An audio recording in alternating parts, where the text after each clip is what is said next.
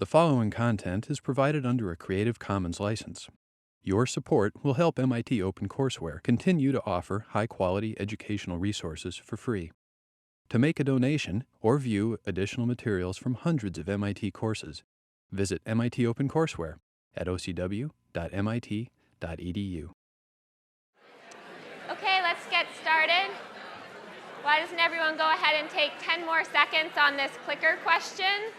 It should look familiar. You were pretty split on this question on Friday, so we're hoping after learning a little bit more about delta G of formation, we have at least one direction that wins out here. Okay, great. So now we're up to 85% of you, and hopefully in just a minute we'll be up to 100%. But if delta G of formation here is less than 0, that means we're talking about a spontaneous reaction when we form the compound. So if it spontaneously forms the compound, that must mean that the compound is going to be stable relative to its elements. So that's the last thing we went over in terms of topics on Friday, and we'll pick up right there today. If we can. All right, here we have our notes for today. So a reminder, exam 2 is on Wednesday. I don't think I need to remind anyone of that, but just please don't come to this room. Make sure that you go to Walker to take the exam. And also, if you have any questions or you feel like there's anything you don't understand, I have office hours today from 2 to 4 in my office. Your TAs have also all moved their office hours so that they fall before the exam. So make sure you get any of your questions addressed before you're trying to sit there and figure it out in exam time.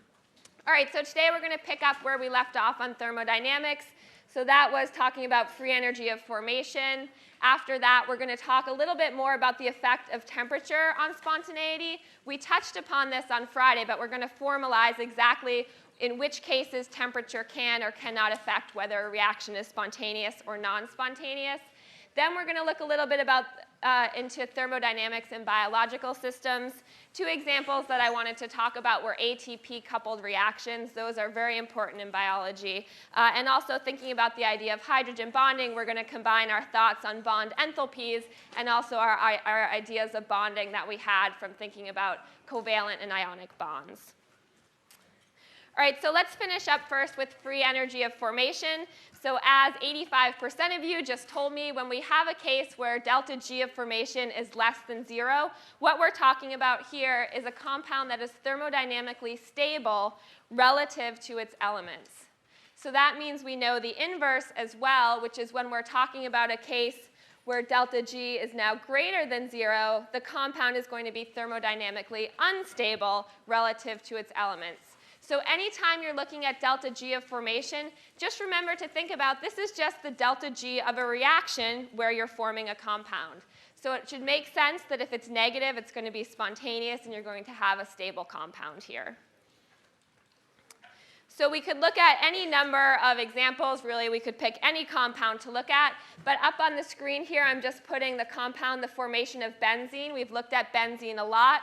So benzene has a delta G of formation of 124 kilojoules per mole. Is benzene stable or unstable compared to its elements? I can't really tell the difference between stable and unstable when you say it, so everyone start at the same time. Go. Unstable. Okay, excellent. Benzene is unstable compared to its elements, so that means the reverse reaction here is going to be stable. The reverse reaction is going to be spontaneous, where we actually have the decomposition of benzene. So when we're seeing this, when we're seeing that the reverse reaction is spontaneous, a question that might immediately come to us is, well, why do we just spend all this time talking about benzene? Because clearly benzene is just going to break down, right? Why do we form benzene and not have it immediately decompose into its elements? Thermodynamically, that is what should happen, and it is what does happen. But the reality is that this reaction, this decomposition of benzene, is actually very, very slow. It's so slow that we use benzene all the time in organic reactions. We don't see it break down even when we heat it up. It's because even though this is thermodynamically a non-spontaneous reaction to form benzene, it's very slow for the actual decomposition of benzene to occur. So this is just another case, and I'll keep saying this, and when Professor Drennan starts talking about kinetics, she'll keep repeating this as well. What we want to keep in mind is that delta G tells us whether a reaction will happen or whether it won't happen. It tells us absolutely nothing about how long it takes for that reaction to happen. It tells us nothing about the rate of the reaction. We'll keep seeing examples of this, so hopefully no one will be confused by the time we do get to kinetics. So if we're talking about calculating delta G for any reaction, now we actually have several ways to do it. The first way is very analogous to thinking about delta H for the reaction. We can just look up a table where we have delta G's of formation. So we can take the sum of the delta G of formation of the products and subtract from it the delta G of formation of the reactants. We also have another way, if maybe we don't have that information available to us, we can also take a look at using this reaction, or this equation right here, which is telling us that delta G of a reaction is equal to the change in enthalpy minus T delta S. So that tends to be very helpful, especially when we want to take into consideration temperature. So let's take into consideration temperature. We've done this a little bit so far, but let's really take a look at some reactions where temperature is going to make a big difference. So the reaction we're going to look at here is the decomposition of sodium bicarbonate, or sodium bicarb here, and it decomposes it into sodium carbonate plus CO2, carbon dioxide, and water. So we can think about calculating that delta G of this reaction. I'll tell you that the change in enthalpy, this is actually an endothermic reaction. It requires heat. It's plus 135.6 kilojoules per mole. So let's go to a clicker question, and I want you to pick out from several choices which of the changes in entropy seem reasonable to you here. So what would you predict the delta S for this reaction to be?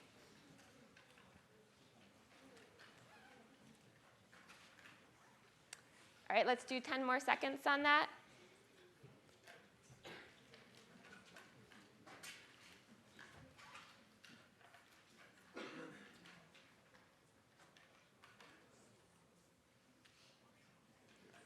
Okay, so we've got the majority, but not everyone. So let's take a look at why this is the correct answer, that it should be plus 0.334. If we're going from 2 moles of solid to 1 mole of solid plus 2 moles of gas, are we increasing or decreasing the disorder? We're increasing the disorder. If we're getting to a more disordered state, then we're going to have a positive change in entropy. We're going to increase the disorder. The only one with a positive delta S is this choice here. So if we switch back to our notes, we can see that, in fact, let's focus on this screen today. Seems to be doing a little better. So what we see is that it's 0.334 kilojoules per K per mole is our delta S. So we can go ahead and calculate our delta G for the reaction. So we're just plugging in our delta H. So our delta H is 135.6. And we're talking about, to start with, let's talk about room temperature. So 298 K times 0.334. So what we end up having for the delta G of our reaction is that it's 36.1 kilojoules per mole. So this is at room temperature. So is our reaction spontaneous or non-spontaneous at room temperature? It's non-spontaneous. All right, but let's take a look at a different temperature. For example, let's look at baking temperature. So if we think about baking cookies, we maybe bake them at 350 degrees Fahrenheit. So that would be 450 Kelvin. Our ovens are usually set to Fahrenheit and not Kelvin. So if we think about this reaction at this temperature, first of all, let me point out why we would be talking about baking cookies for this particular reaction here. Does anyone know what another name for sodium bicarb is? Yeah, it's just baking soda. So this is the reaction that causes your cookies or your cakes to actually rise. So we're producing gas here, and when we're producing that gas, when this sodium bicarb decomposes, we're forming these pockets of gas in our baked goods. So if we bake our cookies at room temperature, obviously they don't bake, and they also don't rise because the sodium bicarb, clearly it was non-spontaneous at room temperature. This reaction just doesn't happen. But if we take a look at baking temperature now, we're going to plug in this new temperature, which is 450 K, and plug this into our delta G reaction. What we find is now our delta G for the reaction is negative 14.7 kilojoules per mole. So in this case, we are dealing with a spontaneous reaction, which is good because this means that when we put our cookies in and we turn it to 350 Fahrenheit or 450 K, the baking soda will decompose and we'll get our cookies to rise a little bit. All right, so one thing that I want you to notice when we were talking about the case with the decomposition of sodium bicarb is that the delta H for that reaction and the delta S, they both had the same sign. And something that you can keep in mind in general is any time that both delta H and delta S have the same sign, it's actually possible to switch from spontaneous to non-spontaneous or vice versa just by changing the temperature of the reaction. And we can think about this graphically if we assume that delta H and delta S are independent of temperature, which is a good assumption to a first approximation. In this case, we find that the delta G of the reaction is a linear function of the temperature. So that means we can go ahead and graph what we saw for the case of baking soda. So our first point here was that we saw at room temperature, about 298 K, the delta G was positive. It was 36 kilojoules per mole. We also saw that once we heated it up to baking temperature, we actually had the delta G now at negative 15 kilojoules per mole. So since this is linear, we can actually draw a straight line right through here. And we can think about the fact that we have this temperature here, where anything below this temperature has a positive delta G, and anything above this temperature is going to have a negative delta G. And let's actually think about the fact that this is a line and see what our slope and our y-intercept is going to mean. We can say that delta G is equal to negative delta ST plus delta H if we want to put it in the formation of the equation for a line. So what this tells us is that our slope is going to be negative delta S here. And if we think about our y-intercept, that's going to be the change in enthalpy for the reaction. So again, what I want to point out is that any time we're at a temperature that's lower than this change in temperature here, we're going to find that delta G is greater than 0, and we're going to be dealing with a non-spontaneous reaction. However, if we move our temperature up and up and up, so we go across the graph this way, eventually we'll hit a point where if we're above that temperature, we'll find that delta G is less than 0, and now we have a spontaneous reaction. So we can actually think about what this temperature is. We can call this T star. This is the temperature at which our reaction switches, whether it's spontaneous or non-spontaneous.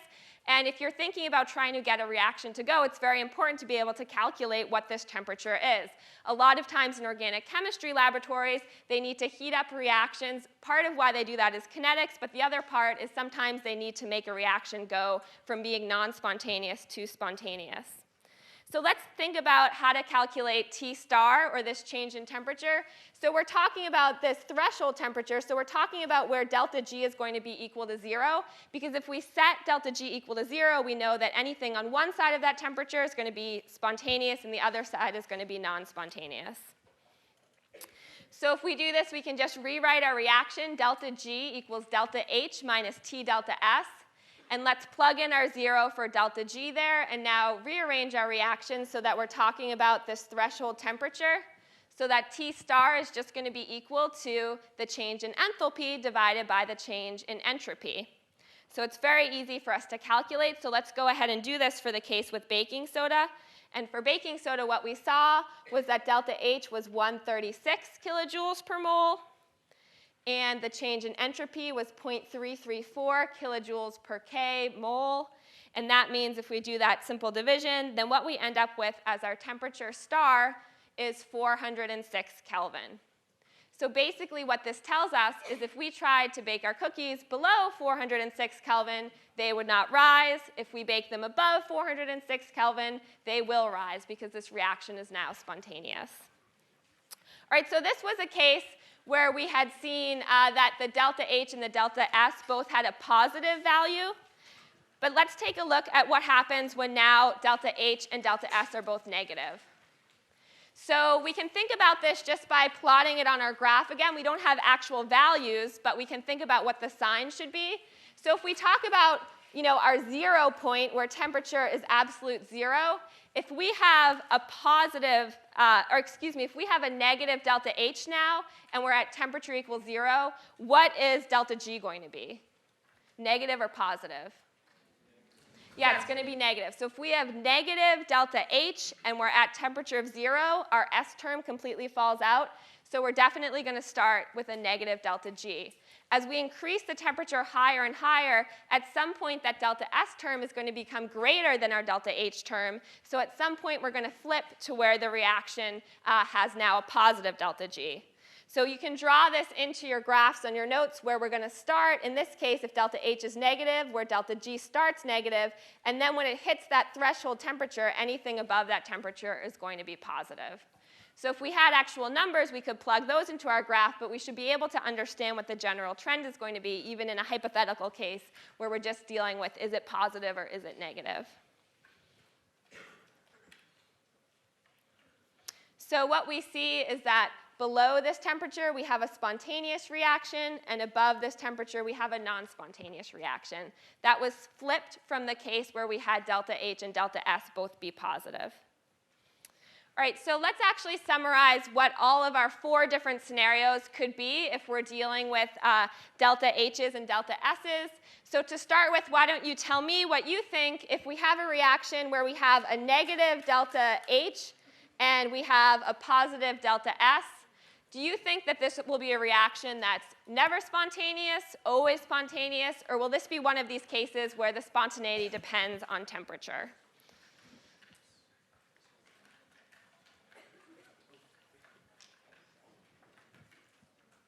All right, let's take 10 more seconds on this.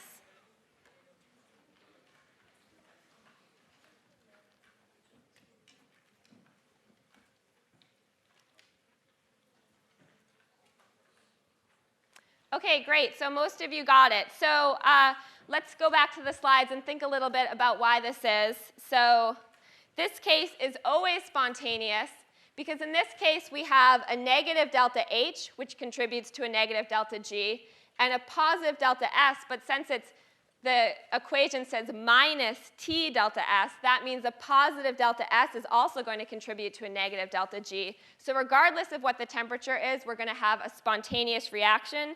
So we say this is always spontaneous. Delta G is less than 0 at all temperatures.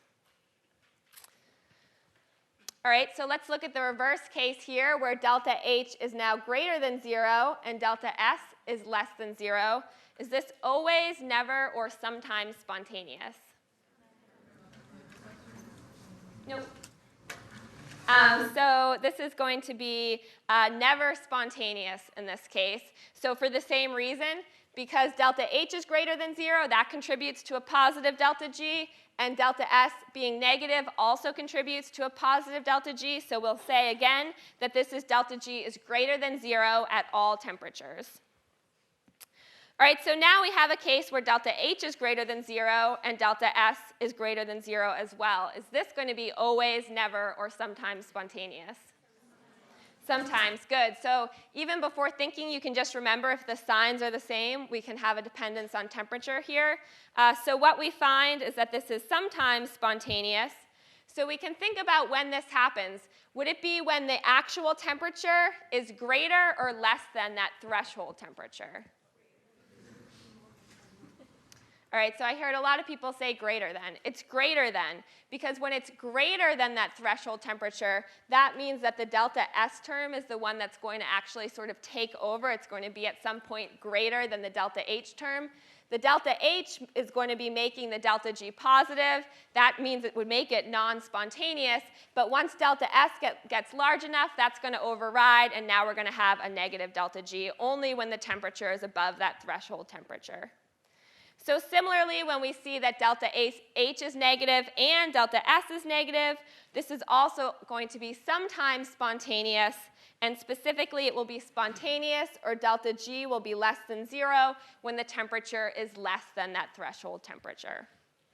All right, so you should be able to look at any situation where you have or you figure out or you calculate the enthalpy and the entropy change in the reaction, and you should right away, before doing any calculations, be able to know, is this always spontaneous, is this never spontaneous, or is this something where I'm going to need to really take temperature into consideration? And if I do, you can actually calculate what that temperature is going to be where you flip from spontaneous to non-spontaneous or vice versa. All right, so shifting gears a little bit, let's take a look at a few examples where it's important to think about thermodynamics in biological systems. So there's two things I particularly want to focus on. So the first is the idea of ATP-coupled reactions. So this is really important because when we're talking about biological reactions, a lot of the reactions that take place in our body are actually non-spontaneous. So energetically, we figure that the delta G for this reaction is actually positive. So I just show a schematic biological reaction here where we have some molecule that's broken up into two building blocks. So let's say, for example, this has a delta G that's greater than 0. We need to think about how it is that our body can actually make this reaction happen. And the way that it does this is that it takes the hydrolysis of ATP, and the hydrolysis of ATP is what's called that it's coupled to this non-spontaneous reaction. And when you have a spontaneous reaction coupled to a non-spontaneous reaction, you can potentially drive the reaction in the forward direction. Remember, the hydrolysis of ATP is spontaneous, so what we're doing in this case is we're taking a spontaneous reaction where we give off energy, and we're coupling it to a non-spontaneous reaction that requires energy. So what we will hope is when we add up the total energy changes between these two reactions, if the sum of those two is a negative delta G total, now we can have this whole process move in the forward direction. So let's take a look at thinking about what we can do in terms of a coupled reaction. The first thing we need to do if we're thinking about using the hydrolysis of ATP is actually calculate what the delta G for the reaction of ATP hydrolysis is. And I picked 310 Kelvin because that's the temperature of our bodies. So again, this reaction is taking adenosine triphosphate that has 3 phosphate groups and hydrolyzing it, so reacting it with water to form ADP plus phosphate plus acid here. So I'll tell you that the delta H of this reaction is negative 24 kilojoules per mole. This is what we actually calculated in class on Friday. And that the delta S is plus 22 joules per K per mole. So we can go ahead and calculate what this delta G is here. So the delta G of this overall reaction is just going to be, of course, delta H minus T delta S. And our delta H is minus 24 kilojoules per mole, and we'll subtract 310 Kelvin times 0.022 kilojoules over K mole. So if we do this, what we end up getting is a delta G of negative 31 kilojoules per mole of ATP. All right, so again, this is good. We got a negative number. That's what we were expecting. So that means that we will have energy available to use if we hydrolyze ATP and couple it to another reaction here. So what we saw for our delta G, negative 31 kilojoules per mole. All right, so let's talk about a reaction that is an ATP-coupled reaction. And there's just tons of examples of this in our body. One I picked because it has to do with glucose, which we've talked so much about, is the conversion of glucose to glucose 6P. So 6P, P just stands for a phosphate group here. So what we're doing is taking, if we numbered the glucose carbons, this would be carbon number 6, and we're putting a phosphate group on carbon number 6. So first of all, why would our body need to do this reaction? It turns out that glucose, we know that we use glucose for energy. Glucose is somewhat apolar, so it can actually move in and out of our cells because our cell walls, those are very greasy. So what we're actually doing here is we're putting a charged molecule onto the glucose. There's 2 negative charges on a phosphate group. This is going to make sure that our glucose is now a very polar molecule. And now that we have a very polar molecule, we're not going to be able to have the glucose move in and out of the cell. So we keep it in our cell by putting this phosphate group on it. So that's why we want to do this reaction. But let's think about the energy of actually doing it. And it turns out that this requires energy. The delta G for this reaction is 17 kilojoules per mole. All right, so that could be a problem if our body had not come up with a way to solve it, which it has. And what it actually does is it couples this reaction here with the conversion of ATP into ADP. And we just calculated that that has a delta G of negative 31 kilojoules per mole. So this means we can think about delta G total, and by total we mean of this overall process here. So that's just equal to 17, and we're adding it to the other delta G, which is negative 31. So we get an overall delta G for this process of negative 14 kilojoules per mole. All right, so that's one really simple example just to illustrate to you how these ATP-coupled reactions work. Some ATP-coupled reactions require 1 molar equivalent of ATP, some require a lot more. But essentially the idea is the same. We have this reaction that's energetically unfavorable that we couple with an energetically favorable reaction. So quite literally, this is what we mean when we talk about ATP as being the energy currency for the cell. We spend some ATP in order to get these non-spontaneous reactions to go. All right, so I also want to talk to you a little bit about hydrogen bonding. This also is a topic that deals with thermodynamics, and it also is related to the ideas that we talked about before in terms of thinking about different types of bonds. So if we talk about a hydrogen bond, first I just want to be really clear, is not a covalent bond. So this HX bond here is a covalent bond. This is not a hydrogen bond. But a hydrogen bond can form when you have a partial positive on a hydrogen and you have what's called a hydrogen bond donor atom, which has a partial negative on it and also has a lone pair. Typically, this Y atom will be on a separate molecule. And what happens is you have that Coulombic attraction between the partial positive on the hydrogen and the partial negative on this hydrogen bond donor atom. So what you form between them is a hydrogen bond, and you'll notice that I drew it as a dashed line. H bonds or hydrogen bonds are drawn either as dashed lines or as dotted lines, and they're done so to differentiate them from covalent bonds, which we draw with this straight line here. So let's think about what can form hydrogen bonds. First of all, there's a requirement for what this HX bond can be. It has to be a really electronegative atom in this X here because we need to form that partial positive on the hydrogen, which means that the atom that it's covalently bonded to needs to be pulling away some of that electron density from the hydrogen such that we have a delta positive on the hydrogen atom. Similarly, the same atoms are what can be the Y here, so it can either be a nitrogen, an oxygen, or a fluorine. So these are the only hydrogen bond donors that can form H bonds. And we can think about the reason for this, and the reason is pretty straightforward. We need to have a small atom, but it also needs to be really electronegative. This should make sense because we need to have this partial negative charge here to have that Coulomb attraction. And the other requirement is that we definitely need to have that lone pair of electrons so it can actually interact in this hydrogen bond here. So let's take a look at an example of a hydrogen bond, and that's between two water molecules. So let's go ahead and redraw our water molecules. They're just kind of randomly oriented there. But let's redraw them as if they were going to have a hydrogen bond between them. And one thing I want to point out about hydrogen bonds is that they're strongest when you actually have all three atoms in a straight line like this, because it keeps the dipoles the strongest, so the partial positive here and the partial negative here can interact. So let's redraw our water molecules like that. So we have our first water molecule here, and let's say we're going to be talking about this hydrogen in terms of hydrogen bonding. Obviously, we have 4 hydrogens up there that can take place or take part in H bonding, but we're just going to focus on this one here. So that means we want our straight line to be something like this to our second oxygen. So let's draw the hydrogens on this water molecule as well. All right, so thinking about what the Lewis structure of water is, how many lone pairs do we have on this oxygen here? 2 lone pairs, great. So let's draw those in. And let's draw these lone pairs in as well.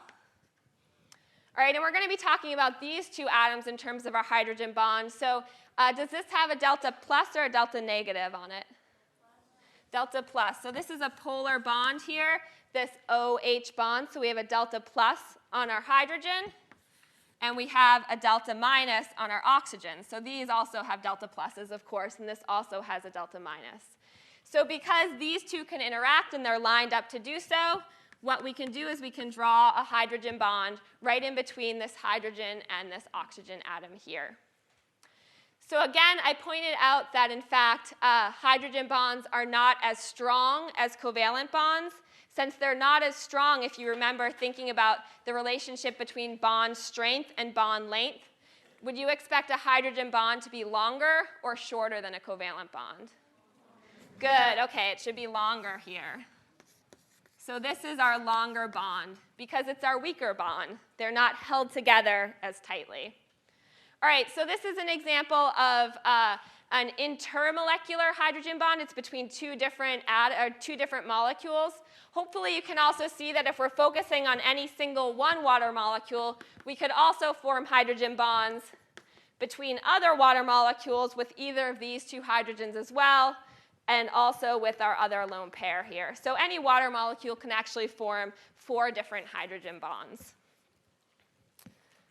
All right, so let's talk a little bit about these hydrogen bonds in terms of their bond enthalpies here. I said that they were weaker than covalent bonds, so let's look at a few comparisons here. So we can look at an HO hydrogen bond versus an HO covalent bond. And what we find is that the bond enthalpies in kilojoules per mole, it's 20 kilojoules per mole for a hydrogen bond versus 463 kilojoules per mole for a covalent bond.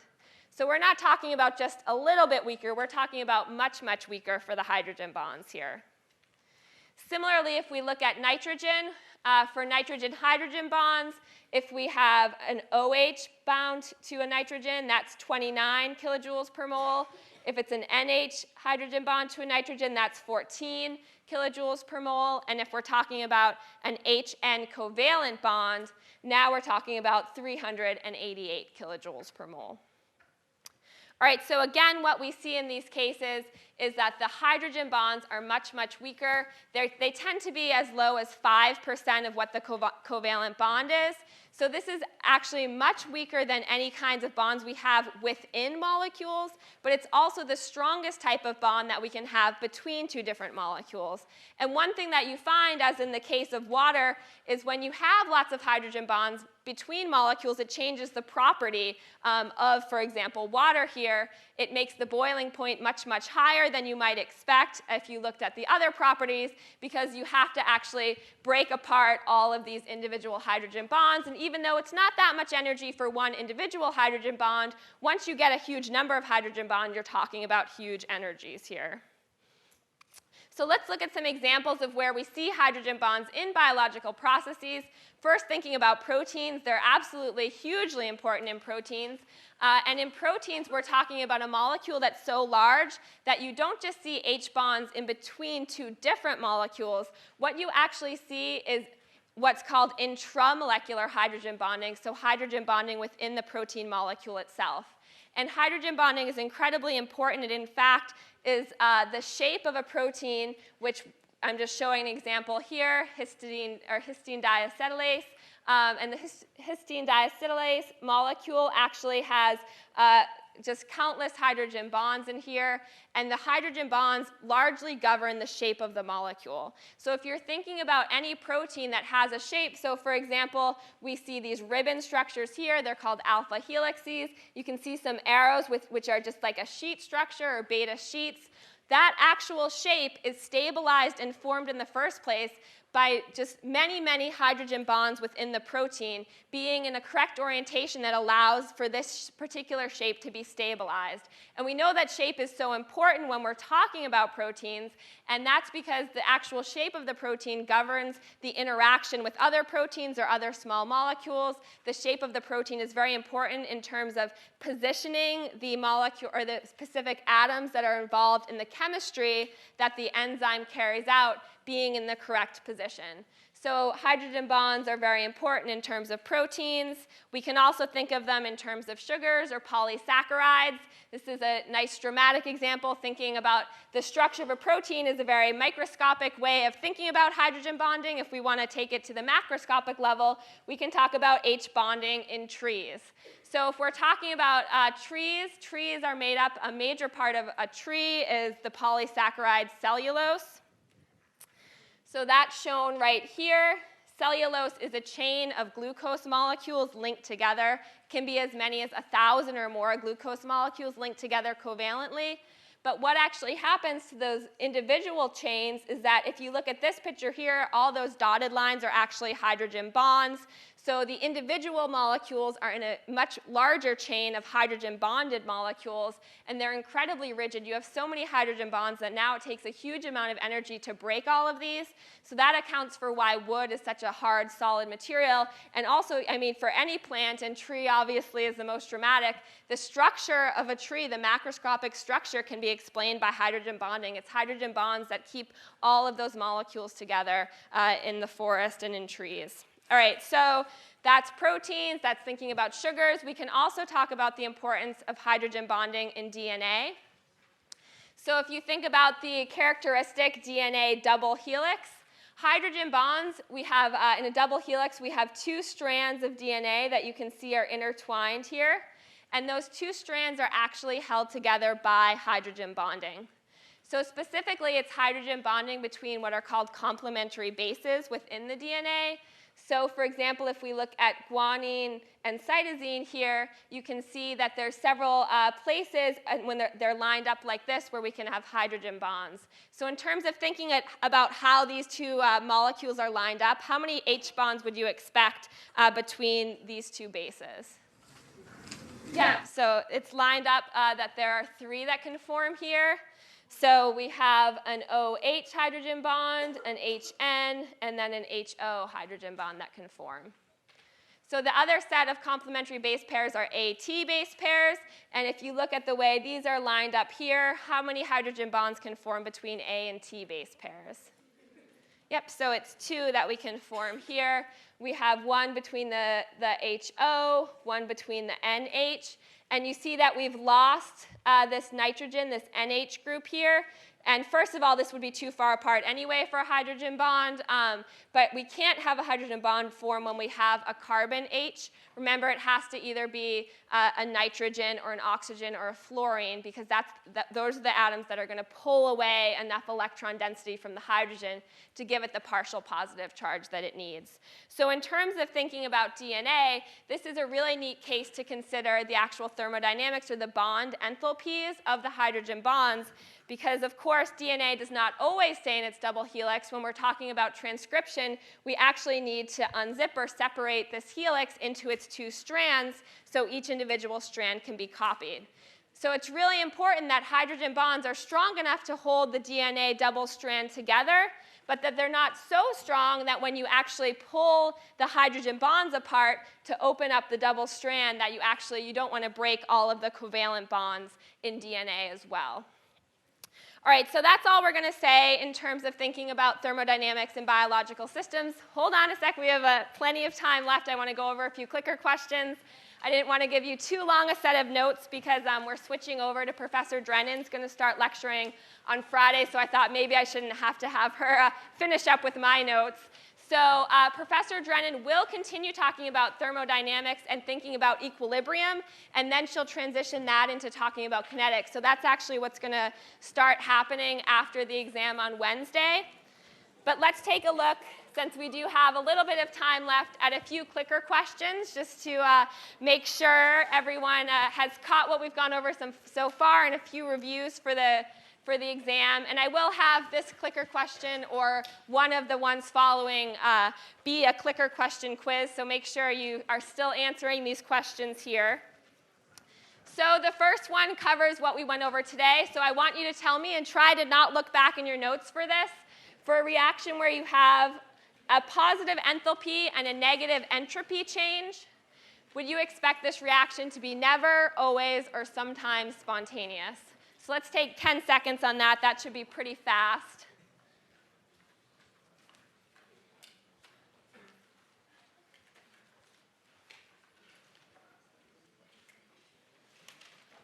Okay, excellent. 90% is very good. So this should never be spontaneous because we both have the entropy and the enthalpy term contributing to a positive delta G.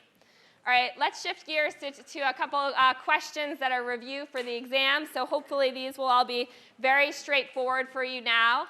So I want you to think about bond lengths here and tell me which molecule contains the shorter nitrogen-oxygen bond. So we're comparing NO-1 and NO2-1. So if you wanted to get started on this problem, what's the first thing you should do? Yeah, draw some Lewis structures. So that might be a good place to start in thinking about this.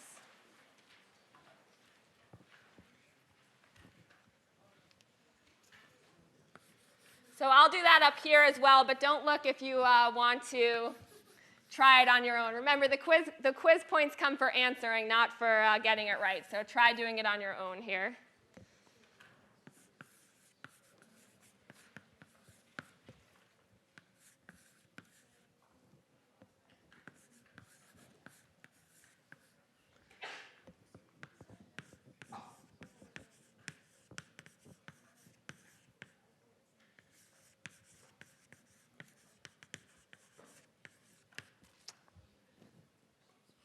All right, let's go ahead and take 10 more seconds on this one.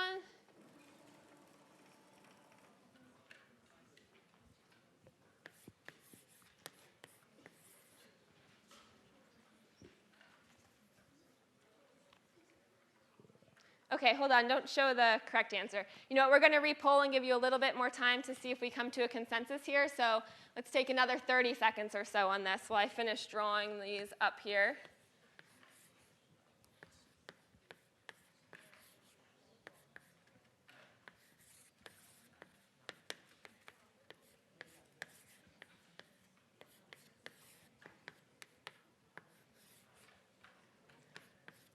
All right, let's try 10 seconds again.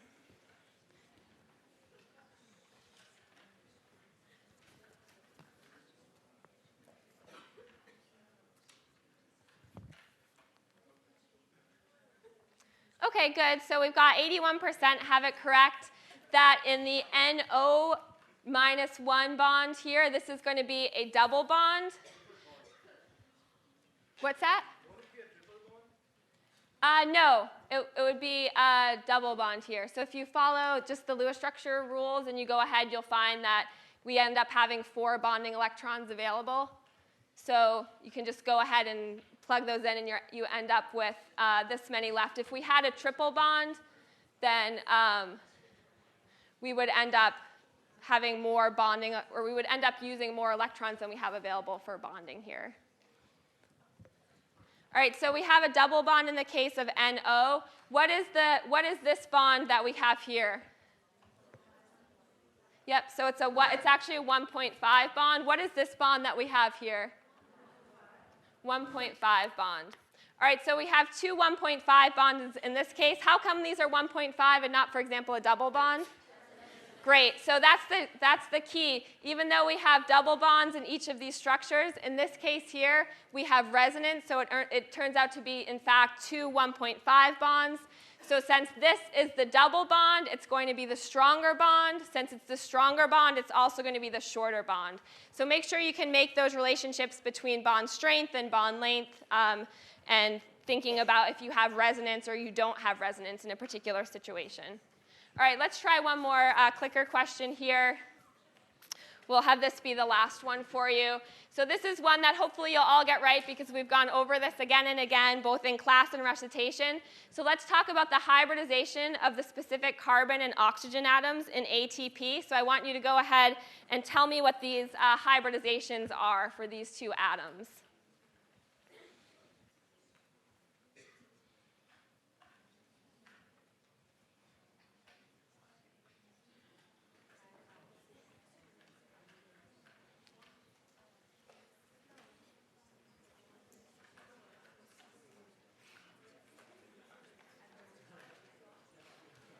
OK, let's take 10 more seconds here, get those final answers in.